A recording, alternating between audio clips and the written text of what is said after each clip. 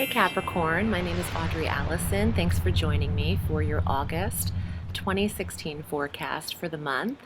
It is a beautiful day, but it is sweltering hot outside. I'm just happy to be here. I'm thankful for you joining me and for subscribing to the channel and for your support on my Facebook page, Audrey Alison Astrology and Tarot. I am using the Alchemical deck by Robert M. Place. And let's start our forecast. There's a lot of energy this month. It is eclipse season. So on the 2nd of August, we have Mars, who is entering Sagittarius, where he'll meet Saturn at 9 degrees. And they'll be conjunct in Sag in the 12th house.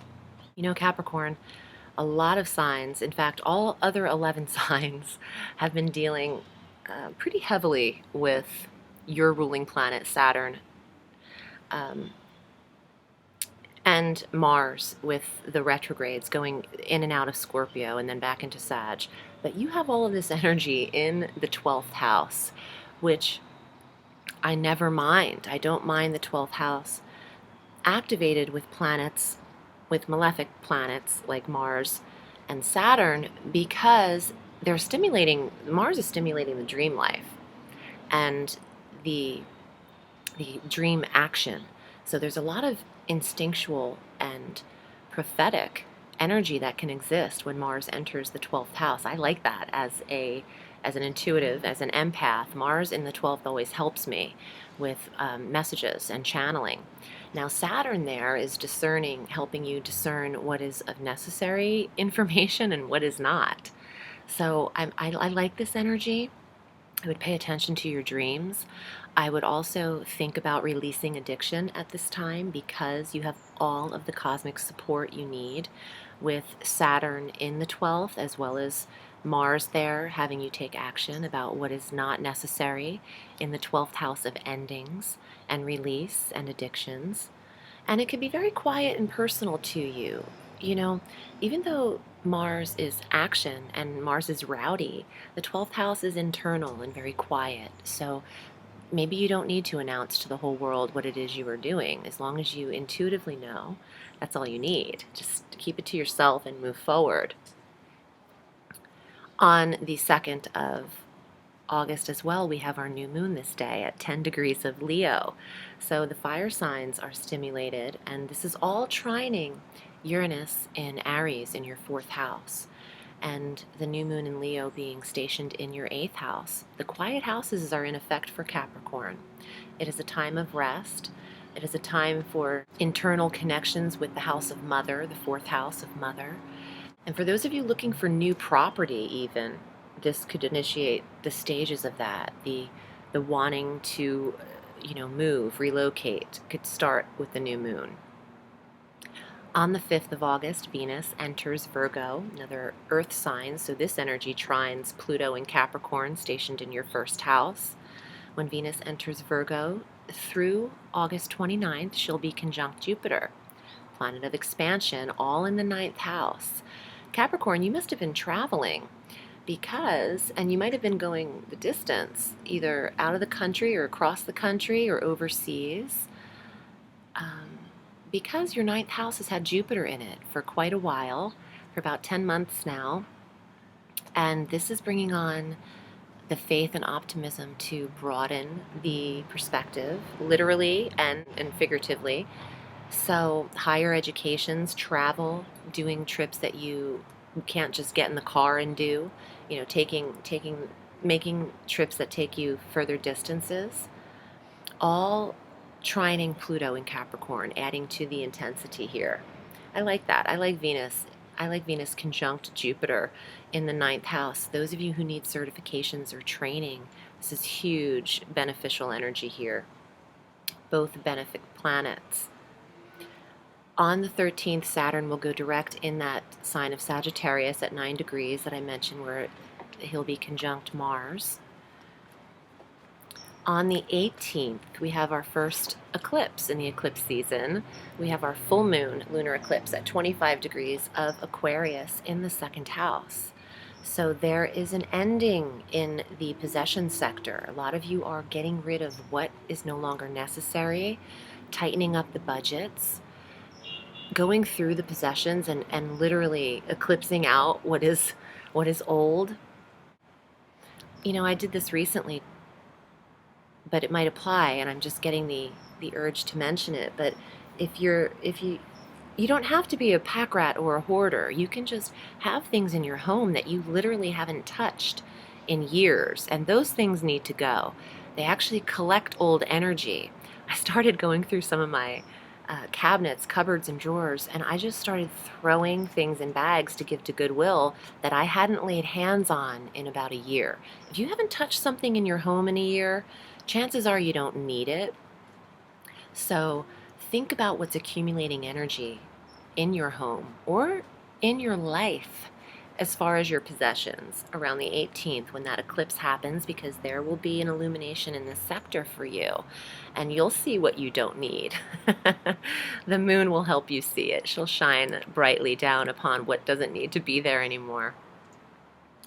On the 22nd, the sun enters Virgo, conjunct Jupiter in the 9th house and conjunct Venus in the 9th house. Great time to travel. Great time to really get a hold of your belief system or your political opinion or your metaphysical life. The 9th house of tarot and astrology. So, hey, you might want to book a reading. That would apply to a lot of Capricorns. The sun conjunct Jupiter and Venus, all benefic planets. Very positive energy in the 9th house for anyone who needs degrees, certification, and training.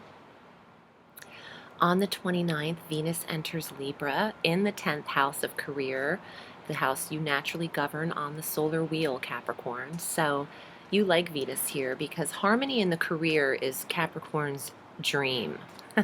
I almost said something else there, but I don't want to offend anybody.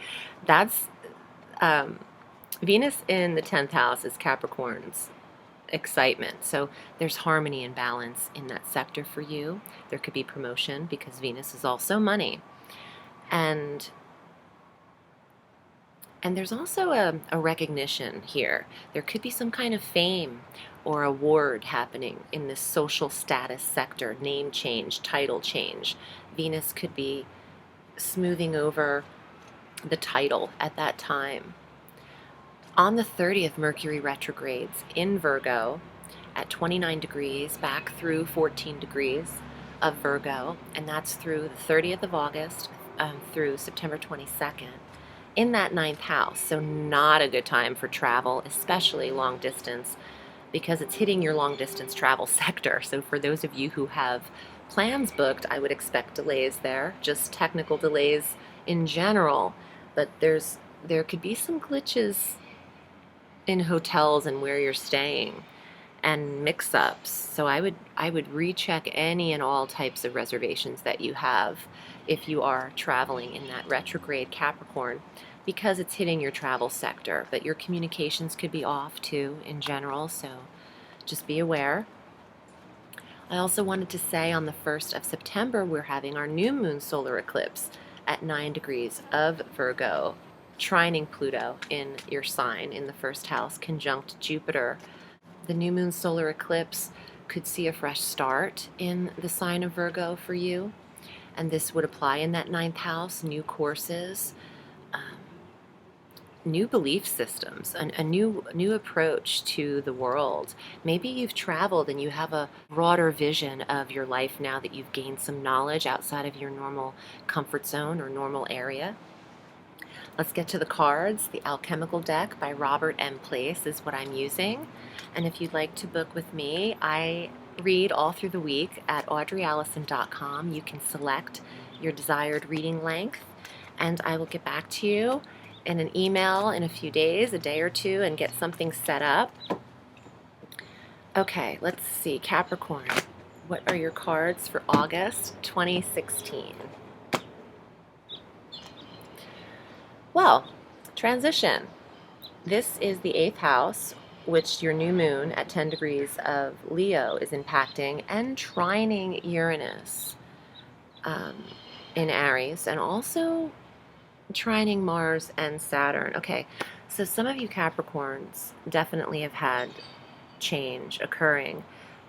Now, if this were a full moon in the 8th, I'd say that that a death around you, a sudden death around you, could be on the table. And of course, that's always a possibility in life because we have that occur. But this is a new moon in the 8th, so there could be new changes or a new transitional energy that maybe someone's death was a catalyst for, or there's shared resources, inheritance, or something involving their passing that comes to light at that time. But the first thing I want to say is you're going through some sort of change, and there's new change at the top of the month in the 8th house. The Seven of Swords, there could be a slight cunningness or manipulation around you right now, Capricorn. Gossip, even. When people rise to the top, though, when your career's looking great and you've got a lot of travel and awareness and knowledge under your belt, there's always going to be some haters. There's always going to be some shit talkers here. So let's see what else comes up. Wow. So this is actually the card of Saturn, which is your ruling planet, but leave it to Capricorn to get deep with Pluto in your sign. This is a card of enslavement. What are you trapped in? What are you attached to? Oh, the 12th house at the beginning of the month when I said this is a time to release your addictions. This right here is putting an end to any malefic behavior, to any outdone or outused vices. Let's see. And the Four of Wands, and ending it on a little lighthearted note.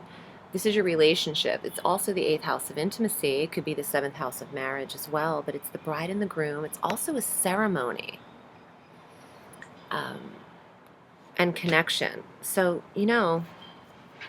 to start off so intense and to you could be putting an end to someone who you've discovered doesn't have the best words to say about you or best intentions mentally for you. And maybe they have a little bit of this energy where they're like a leech. They're taking energy from you. They're just draining you and draining you. And these eclipses could see you kind of squash any type of connection like that, especially if you're getting rid of things that no longer are serving you. You definitely want to get rid of this person. Sometimes this card, in my own readings with people, I say that this could represent a female redhead, because I know the meanings of the tarot, the original meanings, but certain decks you identify with and you start to create your own relationship with. This is definitely one of those decks with me. And this card could represent not maybe a natural redhead, although that would apply, but someone maybe dyeing their hair red, someone who's very feisty and opinionated. This card could see this person being a little manipulative with you. So, and latching on a little bit too much. But if you're enjoying maybe your vices too much, it's time for reprieve, and maybe turn towards your relationship instead of the vice, and get connected again with either your partnership, and if you're not in one, this ending on a card like this shows potential for drawing this in. I hope this was helpful, Capricorn. I appreciate you here and watching the reading. I'm wishing you a beautiful August. And remember, the sky is limitless, so reach for the stars.